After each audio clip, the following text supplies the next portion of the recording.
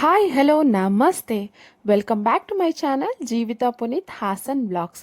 ಹೇಳಿ ಫ್ರೆಂಡ್ಸ್, ಹೇಗಿದ್ದೀರಾ? ಎಲ್ಲರೂ ಚೆನ್ನಾಗಿದ್ದೀರಾ? ಸೊ ಎಲ್ಲರೂ ಆರಾಮಾಗಿದ್ದೀರಾ ಅಂತ ಭಾವಿಸ್ತೀನಿ.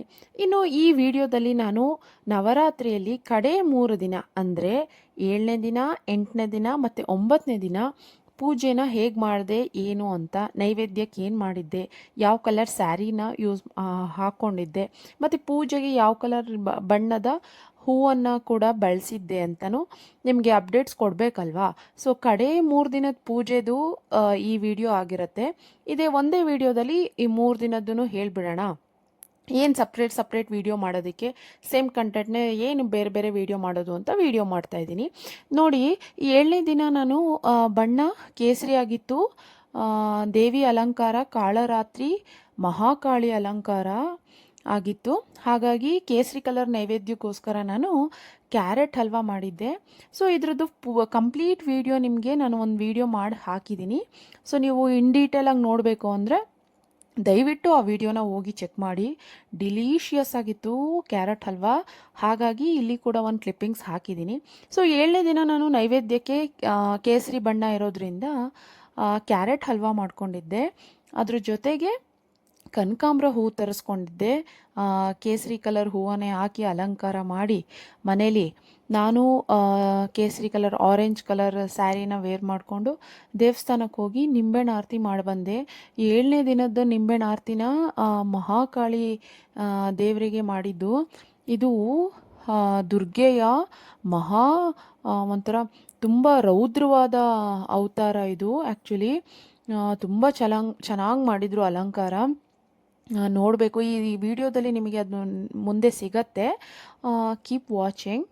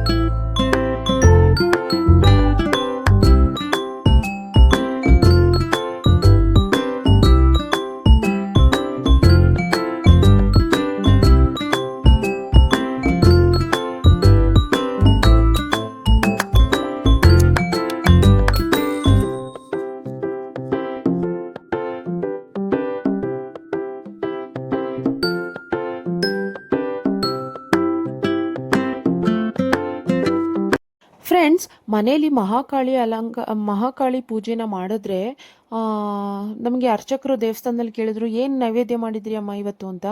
ಸೊ ನಾನು ಸಿಹಿ ಮಾಡಿದ್ದೆ ಇವತ್ತು, ಕ್ಯಾರೆಟ್ ಹಲ್ವಾ ಅಂತ ಹೇಳಿದೆ. ಹಾಗಾಗಿ ಅವರು ಇಲ್ಲ, ಮೊಸರನ್ನ ಮಾಡಬೇಕಾಗಿತ್ತು, ತಾಯಿಗೆ ತಂಪು ಮಾಡಬೇಕು, ಪೂಜೆ ಮಾಡಿದ್ದೀರ ಅಲ್ವಾ, ಮನೆಗೆ ಹೋಗ್ಬಿಟ್ಟು ಕೆಂಪು ನೀರು ಆರತಿ ಮಾಡಿಬಿಡಿ ಅಂತ ಹೇಳಿದ್ರು. ಸೊ ಇದು ದುರ್ಗೆಯ ತುಂಬ ರೌದ್ರವಾದ ಅವತಾರ ಆಗಿರೋದ್ರಿಂದ ತಾಯಿಗೆ ತಣ್ಣಗೆ ಮಾಡಬೇಕಂತೆ.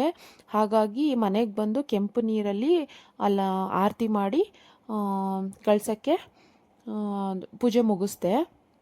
ನೋಡಿ ಅಲಂಕಾರ ಹೇಗೆ ಕಾಣ್ತಿದೆ. ಸೊ ಅದು ಬುರುಡೆಗಳಿಂದ ಹಾರ ಹಾಕೋದಕ್ಕೆ ರಿಯಲ್ಲಾಗಿ ಯೂಸ್ ಮಾಡಿಲ್ಲ, ಏನೋ ಪೇಪರಲ್ಲಿ ಕ್ರಾಫ್ಟ್ ಥರ ರೆಡಿ ಮಾಡಿಬಿಟ್ಟು ಹಾಕಿದ್ರು ಹಾರನ. ಚೆನ್ನಾಗಿತ್ತು ಮಾತ್ರ, ದೇವರು ಮಾತ್ರ ತುಂಬ ಚೆನ್ನಾಗಿ ಕಾಣ್ತಾ ಇತ್ತು. ಫ್ರೆಂಡ್ಸ್, ಅದಾದಮೇಲೆ 8ನೇ ದಿನದ ನವರಾತ್ರಿ ಪೂಜೆಗೆ ನಾನು ಬೆಳಗ್ಗೆ ನೋಡಿ ತಿಂಡಿಗೆ ಬೆಂಡೆಕಾಯಿ ಪಲ್ಯನೂ ರೊಟ್ಟಿ ಹಾಕ್ಕೊಂಡಿದ್ವಿ. ಸೊ ಬೆಂಡೆಕಾಯಿ ಪಲ್ಯ ಮಾಡ್ತಿರುವಾಗ ಹಾಗೆ ಒಂದು ಕ್ಲಿಪ್ಪಿಂಗ್ನ ಶೇರ್ ಮಾಡ್ತಾ ಇದ್ದೀನಿ. ಬೆಂಡೆಕಾಯಿನ ಈ ಥರ ಹಂಚಿನ ಮೇಲೆ ನೀಟಾಗಿ ಹುರ್ಕೊಳ್ಳೋದ್ರಿಂದ ಟೇಸ್ಟ್ ತುಂಬ ಚೆನ್ನಾಗಿ ಬರುತ್ತೆ, ಆ ಸ್ಮೋಕಿ ಟೆಕ್ಸ್ಚರ್ ಬರುತ್ತೆ. ಸೊ ಅದಾದಮೇಲೆ ಆ್ಯಸ್ ಯೂಶ್ವಲ್ ಒಗ್ಗರಣೆ ಮಾಡಿಕೊಂಡು ಪಲ್ಯ ಮಾಡ್ಕೊಂಡು ರೊಟ್ಟಿ ಮಾಡ್ಕೊಂಡು ತಿಂದ್ವಿ. ಸೊ ಅದಾಗಿ ಕೆಲಸ ಎಲ್ಲ ಆದಮೇಲೆ ಸಂಜೆ ನೈವೇದ್ಯಕ್ಕೆ ರೆಡಿ ಮಾಡ್ಕೊತಾ ಇದ್ದೀನಿ. ಹಿಂದಿನ ದಿನ ಅರ್ಚಕರು ಹೇಳಿದ್ರಲ್ವ ಮೊಸರನ್ನ ನೈವೇದ್ಯ ಮಾಡಿ ಅಂತ. ಹಾಗಾಗಿ ಒಂದು ದಿನ ತಾಯಿಗೆ ಮೊಸರನ್ನ ನೈವೇದ್ಯ ಮಾಡೋಣ ಅಂತ ಅಂದ್ಬಿಟ್ಟು ಸಿಂಪಲಾಗಿ ಒಂದು ಒಗ್ಗರಣೆ ಕೊಟ್ಕೊತಾ ಇದ್ದೀನಿ. ಸಾಸಿವೆ, ಜೀರಿಗೆ, ಕಡಲೆಬೇಳೆ, ಇಂಗು, ಕರ್ಬೇವಿನ ಸೊಪ್ಪು, ಒಣಮೆಣ್ಸಿನ್ಕಾಯಿ ಹಾಕಿಲ್ಲ. ನಾನು ಮೆಣಸಿನ್ಕಾಯಿ ಎರಡೂ ಯೂಸ್ ಮಾಡೋಣ ಬೇಡ ಅಂತಿದ್ದೆ. ಸ್ವಲ್ಪ ಟೇಸ್ಟಿಗಿರಲಿ ಅಂತ ಹಸಿಮೆಣ್ಸಿನ್ಕಾಯಿ ಹಾಕ್ಕೊಂಡಿದ್ದೀನಿ. ಒಂದು ಹಸಿಮೆಣ್ಸಿನ್ಕಾಯಿ ಮತ್ತು ಒಗ್ಗರಣೆ ಯಾವಾಗಲೂ ಇದಕ್ಕೆ ಶುಂಠಿ ತುರಿ ಹಾಕಿದ್ರೂ ತುಂಬ ಚೆನ್ನಾಗಿರುತ್ತೆ. ಸೊ ನಾನು ಅರ್ಜೆನ್ಸಿಲಿ ಹಾಕೋಕ್ಕಾಗಲಿಲ್ಲ. ಅದಾದಮೇಲೆ ಒಗ್ಗರಣೆ ಕಂಪ್ಲೀಟಾಗಿ ತಣ್ಣಗಾದಮೇಲೆ ಅನ್ನನ ಆರಿಸ್ಕೊಂಡು, ಅನ್ನ ಸ್ವಲ್ಪ ನೀರು ಜಾಸ್ತಿ ಇಟ್ಟು ಮಾಡಿಕೊಂಡು ಅನ್ನನ ಆರಿಸ್ಕೊಂಡು ಒಗ್ಗರಣೆ ಕಂಪ್ಲೀಟ್ ಆದಮೇಲೆ ಮೊಸರು ಹಾಕಬೇಕು, ಇಲ್ಲಾಂದರೆ ಒಂಥರ ಒಡೆದೊಡ್ದಂಗೆ ಆಗುತ್ತೆ. ಸೊ ನೋಡಿ, ಇದಕ್ಕೆ ಒಣ ದ್ರಾಕ್ಷಿನೂ ಯೂಸ್ ಮಾಡಿದ್ದೀನಿ. ಹಸಿ ದ್ರಾಕ್ಷಿನೂ ಹಾಕ್ಬೋದು, ಒಣ ದ್ರಾಕ್ಷಿನೂ ಹಾಕ್ಬೋದು, ತುಂಬ ಚೆನ್ನಾಗಿರುತ್ತೆ. ಸೊ ಮೊಸರನ್ನ ತುಂಬಾ ಟೇಸ್ಟಿಯಾಗಿತ್ತು. 8ನೇ ದಿನದ ತಾಯಿ ಪೂಜೆಗೆ ನಾನು ಮೊಸರನ್ನ ನೈವೇದ್ಯ ಮಾಡ್ಕೊಂಡಿದ್ದೆ. 8ನೇ ದಿನ ಮಹಾಗೌರಿ ಅಲಂಕಾರ. ಆ್ಯಕ್ಚುಲಿ ಬಣ್ಣ ಬಂದು ನವಿಲು ಹಸಿರು ಅಂತ, ಪಿಕಾಕ್ ಗ್ರೀನು. ಈ ಕಲರ್ ಸ್ಯಾರಿನೂ ಕೂಡ ನನ್ನ ಹತ್ರ ಇತ್ತು. ನೋಡಿ, ಮೊಸರನ್ನಕ್ಕೆ ಅಂತ ಅನ್ನಕ್ಕೆ ಸ್ವಲ್ಪ ನೀರು ಜಾಸ್ತಿ ಇಟ್ಟಿದ್ದೀನಿ, ಹಾಗಾಗಿ ನೀರೆಲ್ಲ ಹೊರಗೆ ಬರ್ತಿದೆ. ಸೊ ಈ ಆನಿಯನ್ ಹಾಕಿ ಒಗ್ಗರಣೆ ತಣ್ಣಗೆ ಮಾಡಿಕೊಂಡು ಮೊಸರನ್ನ ಪ್ರಿಪೇರ್ ಮಾಡಿಕೊಂಡೆ. ಸೊ ನೈವೇದ್ಯಕ್ಕೆ ಮೊಸರನ್ನ ರೆಡಿ ಆದಮೇಲೆ ನಾನು ಪೂಜೆಗೆ ಬೇಗ ಬೇಗ ತಯಾರಿ ಮಾಡ್ಕೊತಾ ಇದ್ದೀನಿ. ಸೊ ಇವತ್ತಿನ ಪೂಜೆಗೆ ನವಿಲು ಹಸಿರಾಗಿರೋದ್ರಿಂದ ಹಿಂದಿನ ದಿನ ಕನಕಾಂಬರ ತರಿಸಿದ್ದೆ, ಸ್ವಲ್ಪ ಹೂವು ಇತ್ತು, ಅದ್ರ ಜೊತೆಗೆ ಶಾವಂತಿಗೆನೂ ಎರಡೂ ಕಾಂಬಿನೇಷನಲ್ಲಿ ಇವತ್ತು ದೇವರಿಗೆ ಹೂವು ಮುಡಿಸ್ಕೊಂಡು ಪೂಜೆ ಮುಗಿಸ್ಕೊಂಡೆ. ಇವತ್ತು ಮಹಾಗೌರಿ ಅಲಂಕಾರ. ಆ್ಯಕ್ಚುಲಿ ಗೌರಿ ಅಲಂಕಾರ ಮಾಡಿರಲಿಲ್ಲ, ಆದರೆ ದೇವಸ್ಥಾನದಲ್ಲಿ ಸರಸ್ವತಿ ಅಲಂಕಾರನ ಮಾಡಿದರು. ಸೊ ಸರಸ್ವತಿಗೂ ಬಿಳಿ ಹೂವು ಆಗುತ್ತೆ, ಬಿಳಿ ನೈವೇದ್ಯ ಆಗಿಬರುತ್ತೆ. ಸೊ ಇವತ್ತಿನ ದಿನ ಮಕ್ಕಳದು ಮನೇಲಿ ಓದ್ತಿರೋರು ಯಾರು ಇದ್ದರೆ ಮಕ್ಕಳ ಪುಸ್ತಕನೂ ಕೂಡ ಇಟ್ಬಿಟ್ಟು ಪೂಜೆ ಮಾಡಿದ್ರೂ ತುಂಬ ಒಳ್ಳೆಯದಾಗತ್ತಂತೆ. ಸೊ ಓದ್ತಿರೋ ಮಕ್ಕಳಿಗೆ ಏನಾದರೂ ಗಿಫ್ಟ್ ಮೂಲಕ ಏನಾದರೂ ಕೊಡಿಸಿದ್ರೂ ಒಳ್ಳೆಯದು.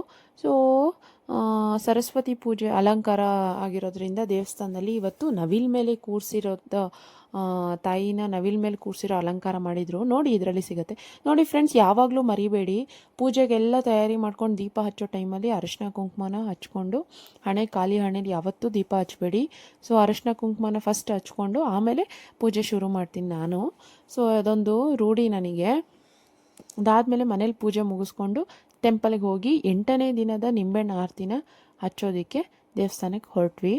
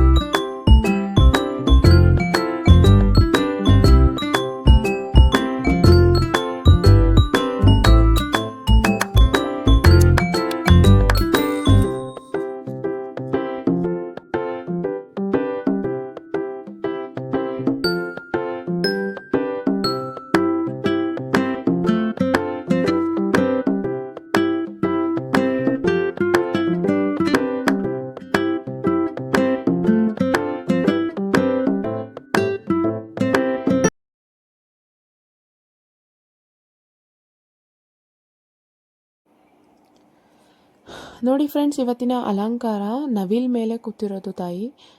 ಸರಸ್ವತಿ ಅಲಂಕಾರ, ಬಿಳಿ ಸೀರೆ ಉಡಿಸಿದ್ದಾರೆ, ಬೆಣ್ಣೆ ಅಲಂಕಾರ ಮಾಡಿದ್ದಾರೆ. ತುಂಬ ಚೆನ್ನಾಗಿ ಕಾಣ್ತಾಯಿತ್ತು, ದೇವರು ಲಕ್ಷಣವಾಗಿ ಕಾಣ್ತಾಯಿತ್ತು.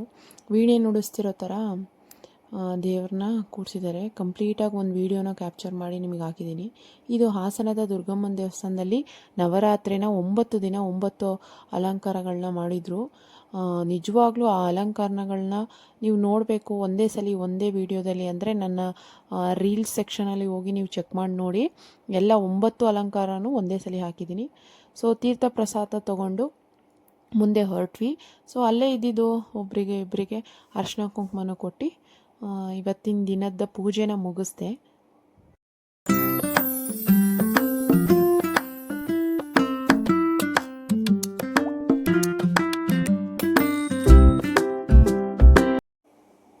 ಇನ್ನು ಫ್ರೆಂಡ್ಸ್, ನವರಾತ್ರಿಯ ಕಡೆಯ ದಿನ 9ನೇ ದಿನದ ದುರ್ಗಾ ಪೂಜೆಗೆ ನಾನು ನೈವೇದ್ಯ ರೆಡಿ ಮಾಡ್ಕೊತಾ ಇದ್ದೀನಿ ಇಲ್ಲಿ. ಸೊ ಇವತ್ತು ನೈವೇದ್ಯಕ್ಕೆ ಸಿಹಿ ಪಾಯಸ ಮಾಡ್ಕೊತಾ ಇದ್ದೀನಿ. ಹಾಲು ಪಾಯಸ, ಶಾವಿಗೆ ಪಾಯಸ ಅಂತಾರೆ. ಸೊ ಹಾಲಿಟ್ಟು ಕುದಿಸ್ಕೊಂಡು ಫಸ್ಟ್ ಪ್ಯಾನಲ್ಲಿ ಇದು ಡ್ರೈ ಫ್ರೂಟ್ಸ್ನ ಹುರ್ಕೊಂಡು ತೆಕ್ಕೊಂಡಿದ್ದೀನಿ. ಅದಾದಮೇಲೆ ಹುರಿದಿದ್ದ ಶಾವಿಗೆ ಹಾಕಿ ಹಾಲು ಹಾಕಿ ಆ್ಯಸ್ ಯೂಶ್ವಲ್ ಸಕ್ಕರೆ ಹಾಕಿ ಕುದಿಸ್ಕೊಂಡು ಪಾಯಸ ಮಾಡ್ತಾಯಿದ್ದೀನಿ. ಪಾಯಸ ಯಾರಿಗೆ ತಾನೇ ಮಾಡೋಕ್ಕೆ ಬರಲ್ಲ. ಸ್ವಲ್ಪ ತುಪ್ಪ ಹಾಕಿದ್ರೆ ಅದ್ರದ್ದು ಫ್ಲೇವರ್ ತುಂಬ ಚೆನ್ನಾಗಿರುತ್ತೆ, ಟೇಸ್ಟ್ ಕೂಡ ಸೂಪರಾಗಿರುತ್ತೆ. ಸೊ ತುಪ್ಪ ಹಾಕೋದನ್ನು ಮರಿಬೇಡಿ ಪಾಯಸಕ್ಕೆ.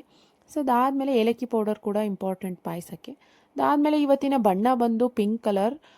ಸಿದ್ಧಿದಾತ್ರಿ ಅಲಂಕಾರ. ಸಿದ್ಧಿದಾತ್ರಿ ಅಂದರೆ ಸರ್ವ ಇಷ್ಟಾರ್ಥಗಳನ್ನು ಸಿದ್ಧಿಸೋಳೆ ಈ ಸಿದ್ಧಿದಾತ್ರಿ ತಾಯಿ.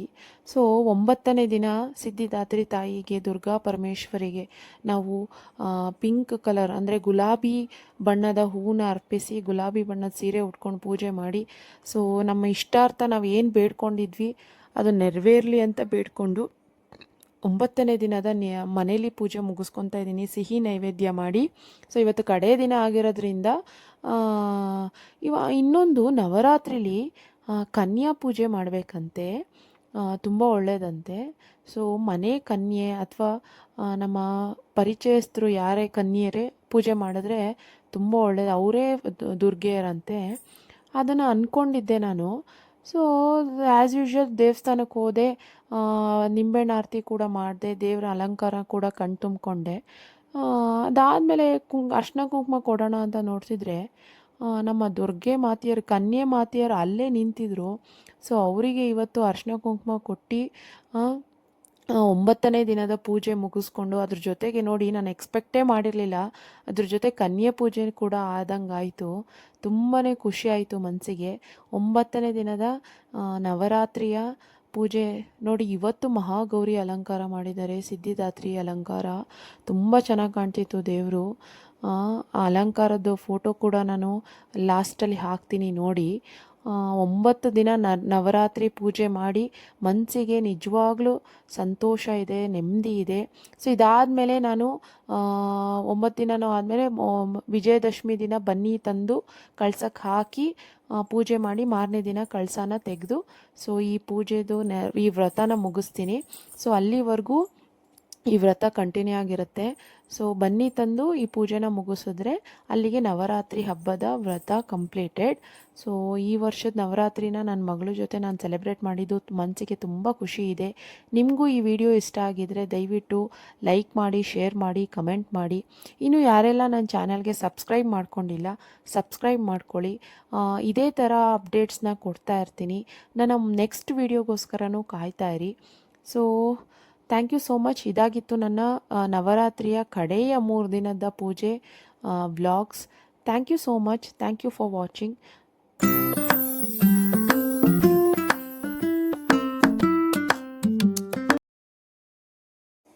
ದೇವಸ್ಥಾನದಲ್ಲೇನೂ ಅರ್ಚನೆಗೆ ಅಂತ ನಾವು ಚೀಟಿ ಬರ್ಸಿದ್ವಿ ಅಂತ ಅರ್ಚನೆ ಪ್ರಸಾದ ಕೊಟ್ಟು, ಸೊ ತಾಯಿ ಮೇಲಿದ್ದ ಪಾದದ ಮೇಲಿದ್ದಿದ್ದು ಹೂ ಕೊಟ್ಟು ಸೊ ಪ್ರಸಾದ ಕೊಟ್ಟು ಆಶೀರ್ವದಿಸಿದ್ರು. ತುಂಬ ಖುಷಿಯಾಯಿತು ಆ ಪ್ರಸಾದ ಇಸ್ಕೊಂಡು. ಸೊ ಅದಾದಮೇಲೆ ನೋಡಿ ನಮ್ಮ ಪುಟಾಣಿ ದುರ್ಗೆಯರು ನೋಡಿ ಎಷ್ಟು ಚೆನ್ನಾಗಿದ್ದಾರೆ. ಇವರೇ ನಮ್ಮ ಪುಟಾಣಿ ದುರ್ಗೆಯರು. ಅವರಿಗೂ ಅರಿಶಿನ ಕುಂಕುಮನ ಕೊಟ್ಟು ನಾನು ನನ್ನ ವ್ರತನ ಕಂಪ್ಲೀಟ್ ಮಾಡಿದೆ. ಸೊ ನಿಜವಾಗ್ಲೂ ಮನಸ್ಸಿಗೆ ತುಂಬಾ ತೃಪ್ತಿ ಸಿಕ್ತು. ಆ ತೃಪ್ತಿನ ಹೇಳ್ಕೊಳಕ್ಕೆ ಸಾಧ್ಯನೇ ಇಲ್ಲ. ಸೊ ನೀವು ಪೂಜೆ ಮಾಡಿರೋರಿಗೆ ಗೊತ್ತಿರುತ್ತೆ ಅದೆಷ್ಟು ಖುಷಿಯಾಗಿರುತ್ತೆ ಅಂತ. ಸೊ ಇದಾಗಿತ್ತು ನನ್ನ ಈ ನವರಾತ್ರಿ ಹಬ್ಬದ ವ್ರತಗಳ videos. Thank you so much. Thank you for watching. Bye. ನನ್ನ ನೆಕ್ಸ್ಟ್ ವೀಡಿಯೋಗೋಸ್ಕರ ಕಾಯ್ತಾ ಇರಿ.